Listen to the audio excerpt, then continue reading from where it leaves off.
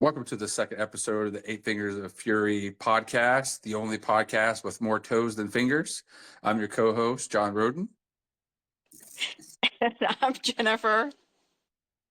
And if you're new to joining us, we're a married couple who work in the special education field in Berkeley County, West Virginia. We're also raising a 5-year-old daughter who's wonderful and has autism as well as Holt-Oram syndrome. And, our daily life, we'll discuss a little bit and talk about the things she does, how we deal with being special education teachers, as well as parents. And, we'll have a couple of examples. I don't know, you talk whatever.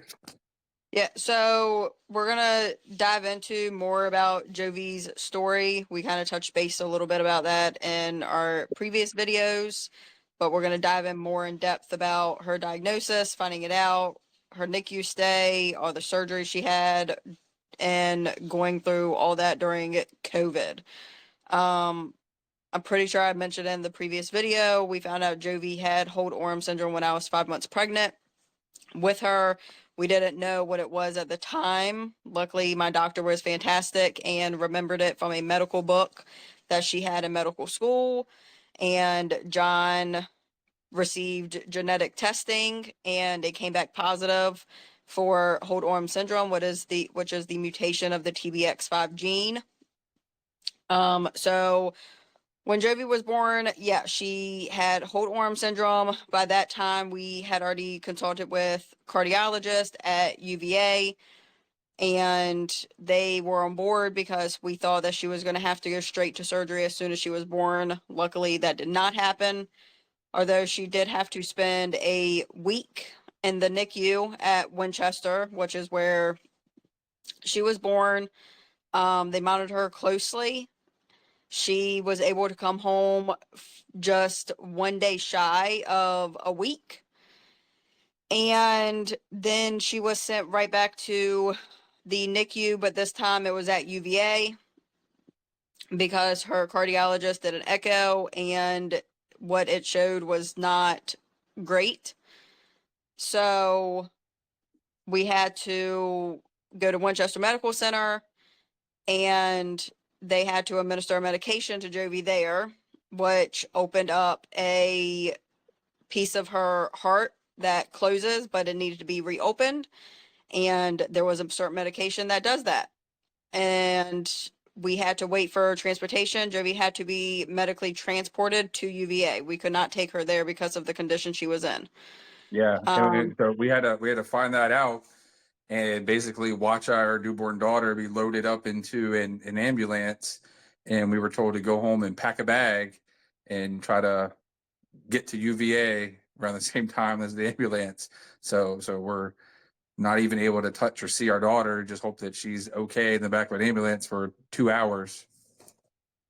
Yeah, and it was difficult when the transportation showed up and the EMT showed up and to put her in this box, which it was a box. I could not hand her over. John had to take her from me and then he had to hand her to the EMTs. My mom was fantastic. She drove us to UVA. We got there on December 3rd or December 4th of 2020. Granted, Jovi was born November 20th. Or November 17th of 2020. Sorry. And she was 3 weeks old. They did open heart surgery when she was on December 7th of 2020. The surgery took around 5 to 6 hours. She was on bypass for a total of 123 minutes. If you don't know what bypass is essentially her heart was stopped and a machine was pumping blood through her body to essentially keep her alive while they worked on her heart. The extent of the damage, so what she had to have done was she had to have an ASD repair, which is a hole in the upper chamber of your heart. It was very large. Um, she had 5 VSDs. They did not have to repair those, but they had to reconstruct her aortic arch. For those of you who don't know what that is the arch at the upper chamber, upper part of your heart, and it supplies blood flow to your lower extremities. And with Jovi's, hers was very narrow to the point where it was not supplying blood flow to her lower extremities. And she was at risk of losing her legs if they did not reconstruct that. I as well, you know, when I was born and I had, again, I have Holt Oram syndrome as well. For me, it was a hole in my heart that needed open heart surgery and kind of closed up, and that's all that I had. So for Jovi, her symptoms were obviously worse than mine. I just had an open heart surgery. I was probably out in 3 days out of DC, and as Jen keeps telling the story, Jovi's was much worse. Required a lot um, more surgeries, more advanced medicines, and obviously that's why we ended up at UVA, where the best is. Yeah, and like John said, so with Holt-Oram syndrome, it progressively gets worse with each generation. So John's mom also had Holt-Oram syndrome, and she did not need to have open heart surgery. Her arms and wrists were not to the extent that John's and Jovi's is, and John's arms and wrists are not to the extent that Jovi's is. It has progressively gotten worse with each generation with the Holt-Oram syndrome. Um, yeah, so she had the surgery. Um, what we had found out, and this was just recently when we was going through her medical records for kindergarten when I found this out. So Jovi had pulmonary hypertension. She had a very enlarged chamber, and she had a lot of pressure in her heart. So that led to her heart being very fragile, which we knew, but we did not know the extent of the how fragile it was. So going through her medical records from UVA, I was reading over the surgeon's notes from Jovi's open heart surgery, and I had found out that while they was trying to fix her heart, essentially, that she had so much pressure that there was a part of her heart that actually tore, and they had to end up having to suture that closed and fix that because her heart was just so fragile because she had so much pulmonary hypertension. Um, and it was an easy fix. So I mean, like the doctors did not tell me that that happened after the surgery when we discussed, just because it wasn't major. It was an easy fix. We knew that that was a risk that other things would happen because of how fragile her heart was. But yeah, so surgery was tough. The aftermath, seeing Jovi, was very tough. She was hooked up to a lot of machines. I think John Yeah, a posted lot that. of machines. Yeah, a lot. I think we had a picture we posted showed Yeah. everything that she was hooked up to. Yeah. Had a draining tube coming out of her chest. She had another wire in her chest that actually was touching her heart, monitoring her heartbeat. I was actually able to keep that wire with the metal piece on it. Um, she was intubated for several days. I think it was around a week. She remained intubated and highly sedated. Um, because of the condition she was in, she could not be extubated. Every time they did a trial run to extubate her, she failed the test. She was not breathing on her own. She couldn't breathe on her own. They had to keep upping her sedation meds because she kept fighting and thrashing to the point where we had to essentially hold her um, down and hold her head still because we was fearful, and the nurses were fearful that she was going to end up ripping out the breathing tube. And in this time, I mean, we didn't get to hold Jovi during this entire time. Um, we could be there, we could be next to her, but we essentially could not hold her because of everything she was hooked up to and the breathing machine and the sedation meds, everything. So we went, I mean, I think total from the time she was born till the time she was around, what, 4 weeks old, I think we only got to hold her for what, maybe 2 weeks out of that time, if that. Yeah, probably. I think that was about right. Because when she was in the NICU at Winchester, they had to put in a PICC line through her belly button, and they wouldn't Yeah, let me hold her there. we were only able to reach in through the box that she was in, the heated. Yeah. Yeah, so we couldn't hold her there. Um, so yeah, it was tough, and you have to think we was doing all this during COVID too. So we was limited to when like we could see her, and they kept putting restrictions on where I could only be with her and John couldn't be there with both of us. And then if you came and visited and left, you couldn't come back. Yeah. So Um, if Jen came in and I was there, whenever she comes in, I have to go and I can't come back, and vice versa. So if she's been there for 5 hours and I showed up and I want to see Jovi, Jen just has to go home. It made it extremely difficult because we couldn't deal with the situation together, because we had to deal with it at completely separate times, because COVID wouldn't allow us to be in the room together, which is crazy as parents of the child. But a big hospital like UVA and all their guidelines, it made it extremely difficult to try to navigate everything we were going through, staying in a hotel and knowing the only time that we could have together would have to be time away from Jovi. yeah.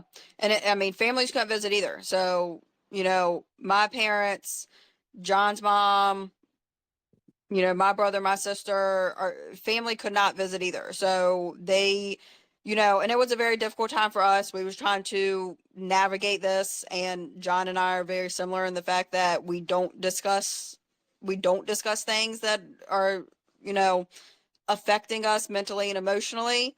Um, so, you know, parents and siblings received text message updates and pictures, and that was about the extent of it. Um, I know I didn't talk to my family about a lot about the situation. I didn't even talk to John a lot about the situation, just because Yeah. it was something that I had to make myself numb to. Yeah, it was a thing where, I mean, unfortunately talking about it wasn't going to make it any easier, and there was such a high intensity type situation where we were constantly going through stuff. They really didn't allow time to sit down and kind of take a breath from everything, because if we had time to breathe, then, like I said, we were away from Jovi, and there's three other kids 2 hours away that also need some attention. So it was a difficult situation. And one thing I know we haven't discussed as well, that ironically coming up with this part, is we named Jovi after Jovi the elf in the movie Elf, the Yeah, girlfriend Buddy has. And ironically enough, we're in the hospital and we get to come home on Christmas Eve. Christmas Eve. Yeah. Yep, they give us the green light to come home on Christmas Eve. She's healed up. They think she's in a good place. Um,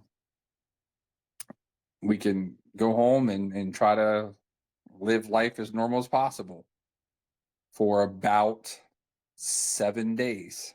Well, not as normal as possible because she did come home with an NG tube. She did Because have the NG tube in her nose. Yeah, because she would not take a bottle. We couldn't figure out why. She just, from the time she was born, we tried to get her to take a bottle, and when she would drink a little bit from a bottle, she would end up throwing up, and eventually she just stopped taking a bottle. So she ended up getting an NG tube, which she kept for until February of 2021. But yeah, so we came home on Christmas Eve. We thought it was great. We're like, yes, we did what the doctors told us to. Everything was healing up fine. She did still have a small opening at the upper part of her chest. They sent me home with cleaning stuff. I cleaned it. Um, she spiked a fever. We took her to a cardiologist. He looked at her. He said everything looked fine. We just thought she maybe contracted something. And then Yep, New Year's Eve. New Year's Eve, we both was like, all right, this isn't, we're not, this is more than just contracting something. Yeah, super high fever, just burning up, and just she's crying. It's more than a sickness. We have older kids. We know what we're dealing with. Something's definitely wrong. Um, Hoping it's nothing major, but something's definitely wrong. And we went to the ER in Winchester, got through a series of doctors, and got the word that we've got to go back to UVA immediately. Yeah. Same, And same situation.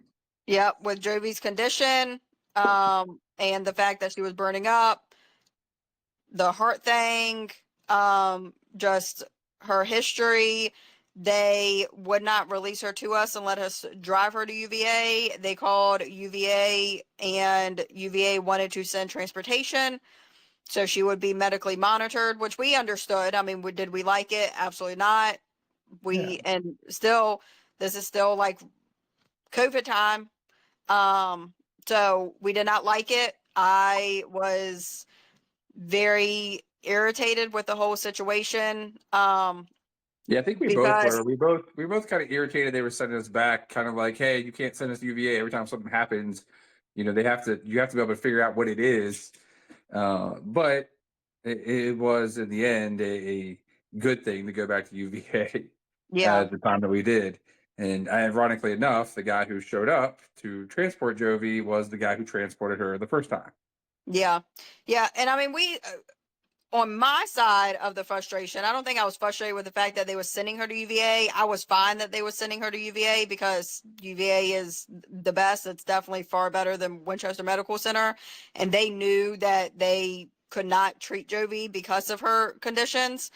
I was just frustrated with the fact that we was going through this again. It was just bringing up Yeah, everything. I think I was just it was I don't frustrated is not the right word. It was overwhelming. yeah, And I, you know, just they had to give Jovi an IV. Jovi is very difficult to give an IV to because of her arms. Her arms don't straighten in, and I was telling them that, and I was very short with the nurses, and I was, a little hostile. And just one of the nurses was very condescending, pretty like telling me to calm down and putting an arm around me and stuff like that, which, pissed me off because this isn't the type of situation where you tell a mother to calm down. But yeah, so back to UVA we go. And that is when we ended up finding out that Jovi had a staph infection in her chest. Um, it was at no fault of anybody. There was no medical, issues. The hospital did not do anything. I did not do anything. We actually had an infectious disease specialist come in, and we found out that Jovi is a carrier of staph, so she can give herself infections. Um, there's actually another time where she had another surgery on her hand and she infected her hand then. Luckily we caught it in time. But with her chest incision, we did not catch it in time because it started internally because she gave it to herself. And that landed us in the hospital from New Year's Eve to March 2nd of yeah. To March 2nd, 2021. which was by far very torturous. It was not easy to navigate because of the COVID again, same restrictions, same, there was, I think, a night or so they let us stay together. It was the nurses and everybody kind of got to know us. So it was a little more, depending on who you had, they might let you slide in where we're together for a couple hours where they make one of us leave. But this time they had to go in, reopen her chest, and it was much worse. It was, for me, a very difficult situation. Not saying it wasn't for Jen. I am very weak in that regard, to where I personally blame myself for having the Holt-Oram syndrome and her kind of having my DNA. Although I'm fully understand how DNA works and it's no fault of my own, but there's some guilt there, and it's a difficult situation for me to see. So when the opportunity arises that one of us need to go home to with our other kids, and we have we're teachers, we have a full-time job, it was easy for me to be like, I'll go home and handle that part of things. Although I didn't want to leave Jovi, I knew I wasn't strong enough to be the parent that she needed during this time. So, and I'll let Jen tell more about what they did to open her up and how all that went. But it was a situation where essentially I'm here, she's there, and she comes home on weekends. And then occasionally we drive back up together to see on the weekends to see Jovi, and it's like two different worlds we're trying to do. The only plus side about COVID is that we were able to remotely teach. So our principal at the time allowed us to teach from home, teach from the hospital, teach from a hotel room. So we just get it on Teams, popping in, teaching our lesson right in the middle of the hotel, or teaching our lesson right in the room with Jovi, so that we were able to keep our jobs, because not many places will allow you to be like, hey, I've got to be off from January to March without using your entire leave, and then us struggling with, to pay for things. So that was the only positive that really helped us out with COVID, was being able to remotely teach while all this is going on.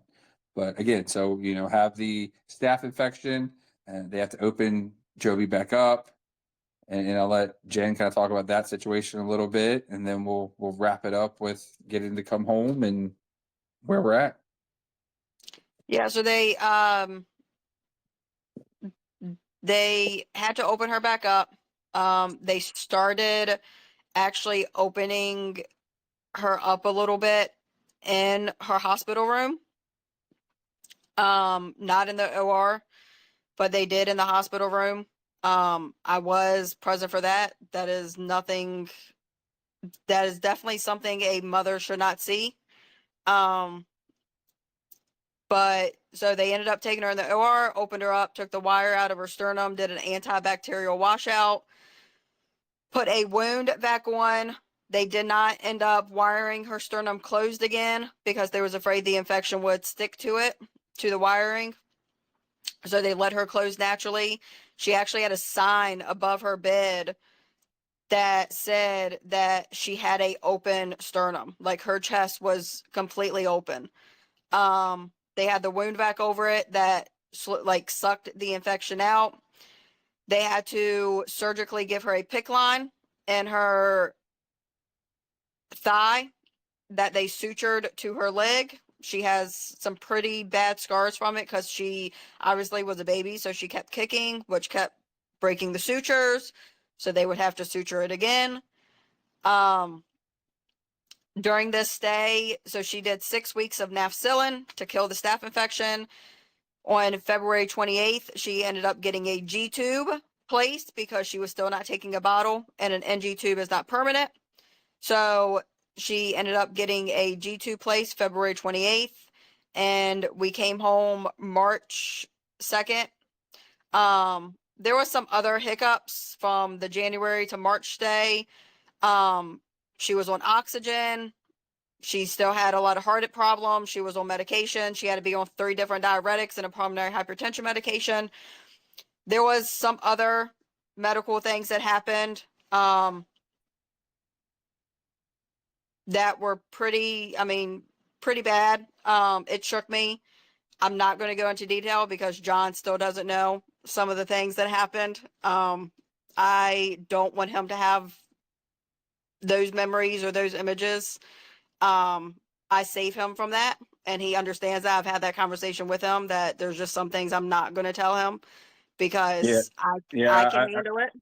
yeah. I mean, I was there in the room. We were in the room together when they moved us to a room at one point, and she was having problems breathing, and code blue, whatever it is, went up, Oh and yeah, they rushed into all the intubator. doctors come running in, and in that situation there, I mean, feeling helpless and not knowing what the hell's going on and what can you do, and yeah, that was to me, that was enough. And if there's something that I missed, I'm willing to be okay that I missed that, because it was Yeah. it's terrible. It's terrible to see. It's terrible to go through. Again, hard to not feel somewhat, you know,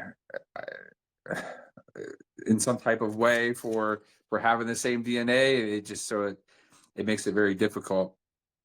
Um, and for those of you who don't know what a G tube is, if you want to explain, because they don't know what a G tube is, it's a tube that goes into her stomach that we were able to put in her formula in a machine that kind of pumps and drips it in so much over so much time. And with the formula, we had a hell of a time figuring out what formula she could keep down, how fast it could drip. She would take Yeah. a whole feed and then just throw it all up. And we didn't know why. We didn't know what to do. It was just complete and utter, like, how do you handle the situation of this child who won't take a bottle and won't even keep feeds that are directly pumped into her stomach down?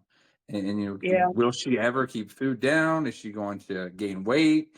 Because gaining weight's a key thing to those holes in her heart closing up, the VSDs. So it was coming home was great, but the journey was far from over Yeah. for the Yeah. things that we had to do. Yeah, so we found out Jovi's digestive system cannot break down calories from the formula. So we had to end up, after going through about 7 different types of formula, we found Nutramigen. Which is the Nutramigen, most expensive formula on the it is market. very expensive, but the calories are already broken down very small. But Jovi's feeds could not be given to her. They had to run for at least 45 minutes, and that was the slowest they could run. If I tried to run them over just 30 minutes, she would throw up her food. Um, so it was a lot of trial and error, a lot of medicine. Um, yeah, it was, but yeah, like John said, it was the G tube was great because she was on 3 medications: Diarrhea, Lasix, and Caraspur. Lasix and Diarrhea obviously is fluid medication because of the way Jovi's heart is and those VSDs. It pushed fluid into her lungs and flooded her lungs. If you don't know, your lungs are supposed to be dry. They are not supposed to have fluid on them. So it flooded her lungs, which kept her oxygen in the 70s and 80s and made it difficult for her to breathe. And she had to be on those diuretics to get the fluid off of her lungs. Caraspur, very expensive. Only one company makes the liquid form, and Yeah. of course they skyrocket the price. So for like a 3 month supply, we was paying about $500 for a 3 month supply of medication. Yeah, And that was because for the pulmonary hypertension.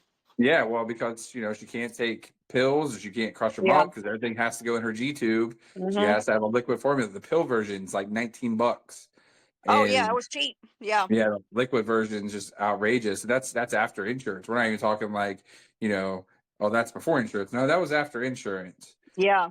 And if she ran out, no pharmacy carried it. Mm-mm. So we'd have to go to the hospital, try to see if they have it, like a little bit left, because they have to special order it in because just no one carries it. Yeah, and It- there was, remember, Memorial Day weekend. It was Memorial Day weekend, and she was almost out of her Caraspur, and no pharmacy within like an hour drive had it, and I had to drive all the way to UVA's pharmacy yeah, I had to drive UVA just to to get it. just to get a month. I only got 1 month. Drive all the way to UVA's pharmacy to get a month supply, and it was over $200. Yeah. Yep. And if Yeah. you're wondering, well, why didn't we just get Medicaid or like Social Security medical? We applied for it and she was medically approved, but we were financially denied because we make too much as West Virginia teachers. Yeah, because if you have more than $1,000 in your bank account and you make apparently big bucks as a teacher in West Virginia, the state that pays teachers the absolute least, then you're not approved. Yeah. Just another example of getting screwed, because that happened quite a few times on a lot of different things. So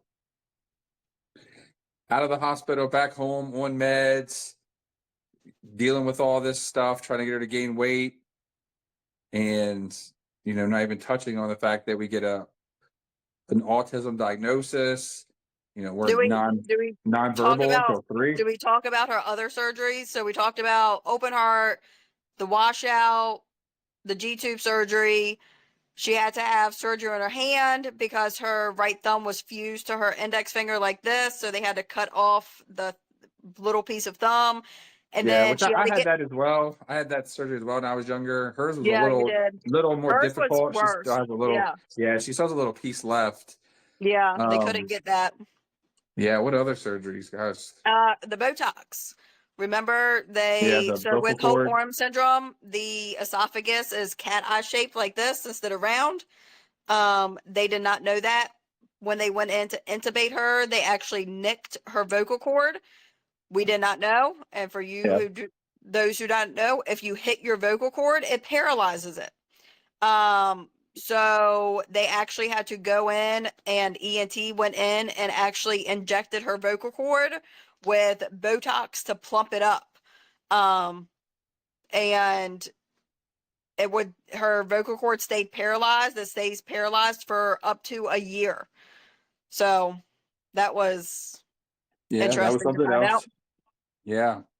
And like I said, and then we're talking, nonverbal basically until 3. We're wondering, as special Yeah. education teachers, we see that all the time. We're wondering, are we going to need textbooks? Are we going to need communication devices? What's the extent of what we're looking at? Because as special education teachers, from the moment your child's born, you're already analyzing everything. Like, oh, that looks like Yeah. something we see in a kid who has autism, or, so everything you're watching, you're already analyzing. Is that something your child has? So that's something else we had to navigate, and we'll talk about that a little bit, probably at a different episode.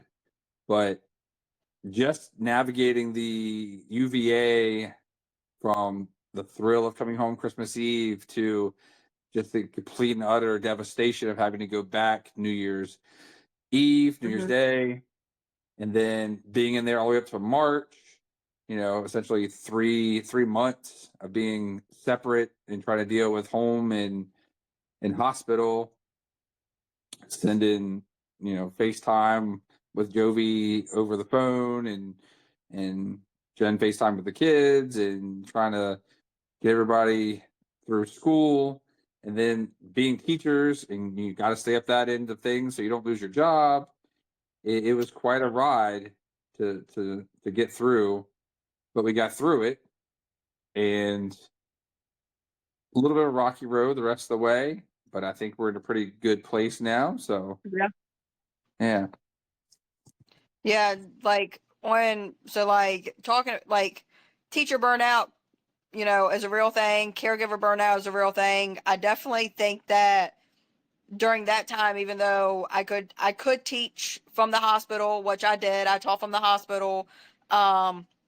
And John being able to teach if he needed to stay home a day or go into the building and teach with, online was easy, but it was definitely exhausting.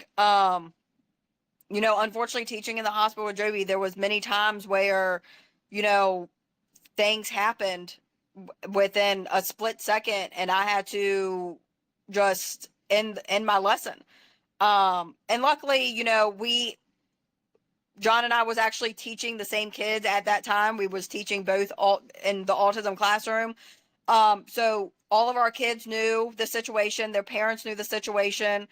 So we was very lucky in the sense that if I was, on a call and something happened in the hospital room and I had to get off the lesson extremely quick, the parents knew and they understood. So we were very grateful in that sense. We were grateful for the principal we had at the time who allowed us to do this. We were grateful for the staff.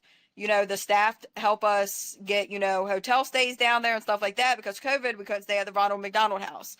And we were very, grateful with the students and the parents that we had. Yeah, we had some good parents who knew the Yeah. situation, would bring us food into the school. Like, hey, here's a meal.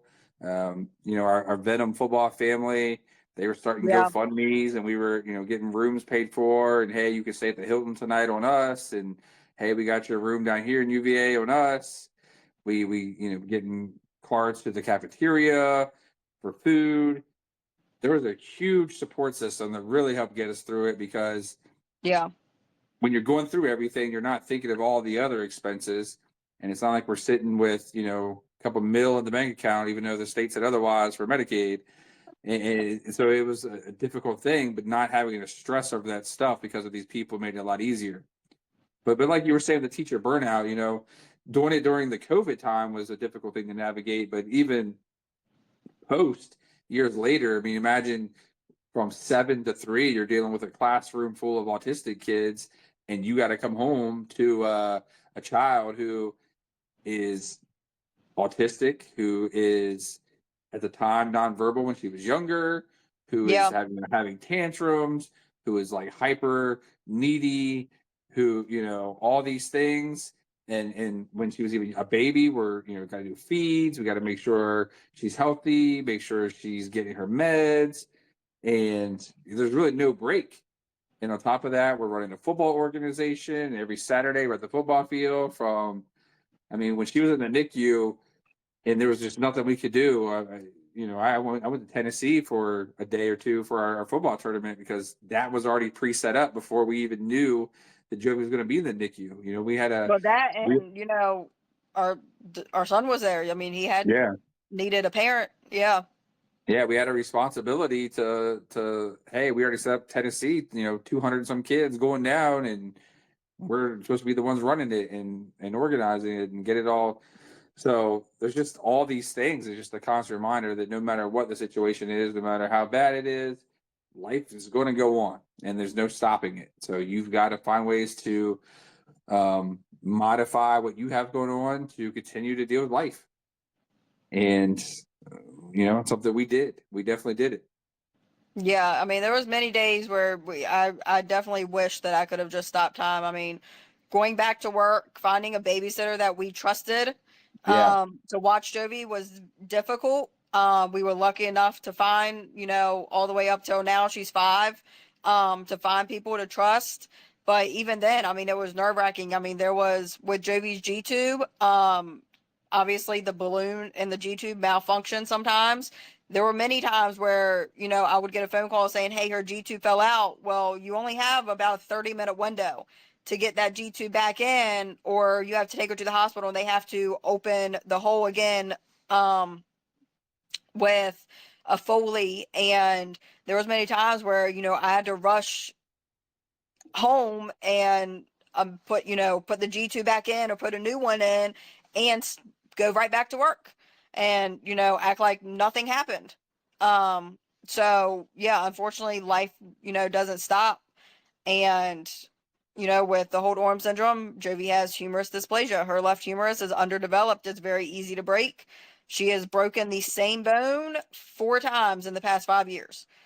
So I think we was the first two times she broke it. The first 2 times she broke it, we was at work, and we got a phone call. Yep. Yeah, Yeah. First two and times was at a sitter, different sitters each time. yeah, Third time was we were on virtual for winter break. She was at home with me, fell off a chair. And then the yeah, last time yep, is the last time I was going to Food Line, and she fell off another chair, didn't get her arms down, and broke her humerus. So yeah. And it's not falls that you would think would break an arm. I mean, it's not a high no, up fall. She wasn't jumping and being wild. This last time she broke her arm, she literally went to slide out of the chair off her butt, and she went forwards before her feet touched, and she just face planted. Um, Maybe 2 feet. Would you say 2 feet? yeah, oh yeah, not far at all. I mean, it's just a gaming chair. She just Yeah, fell it's right out of it. just, I mean, picture a toothpick, and that's what her Yeah, humerus looks and like on an X-ray. that whole situation there just gives all of us PTSD, because anytime she falls or does anything, we both panic thinking, "Oh my gosh, she's broke her arm," and now she's to the point where she's like, "I'm fine, I Yeah, didn't break my arm," because yeah, that's her assumption is that, hey, if I fall down or I get hurt, I'm going to break my arm. So I think we've all got PTSD from that. yes, yeah, we 100% do. Yeah. So next episode, I think we'll get into like kind of a little bit of life with Holt Oram syndrome. I'd like to talk a little bit about my experiences growing up from, childhood to now, not knowing what it was, being in kindergarten and teachers getting super frustrated because I can't count to 10 because I only had fucking 8 fingers. Um, all that fun stuff, and talk a little bit about Jovi and her, her trying to manage things with her thumbs up she gives us and peace signs and stuff. And we'll talk a little more about that. Did teachers really get frustrated with you? Yeah. Well, not with me. I think it was more like, why can't you count to 10? Because you just got to count your fingers. And then they came over and they was like, 1, 2, 3, 4, and then immediately they cried and was like, "Oh my god, I can't believe I made this little kid feel bad because he doesn't have thumbs." Because it's not something you think about, so they forget. And then teachers are like, "How could you not count to 10, John? Look." And it's like, oh, Yeah. same thing when you're in first grade and they're like, "Hey, all right, guys, we got a surprise. Everyone, you've been so good in your math class. We're gonna play heads down, thumbs up, 7 up." And I'm like, "Fuck, I'm never gonna get picked. This is unfair. I'm at a disadvantage. We just came from PE where we had to do pull ups. I couldn't do that shit. Now I got to come to class and I can't participate in this game." It's just, stuff we'll Yeah. talk about. We'll discuss, and then I think we'll close the show next week with a special guest. I think we'll have a very special guest on who will take the microphone and not give it back for the entirety of the show. Yes. So we'll have to make sure she has plenty of time. Yeah, we'll make sure she has time, and like we were discussing earlier, I think when she gets the mic, I think she's going to have to be a part of every episode. Yeah.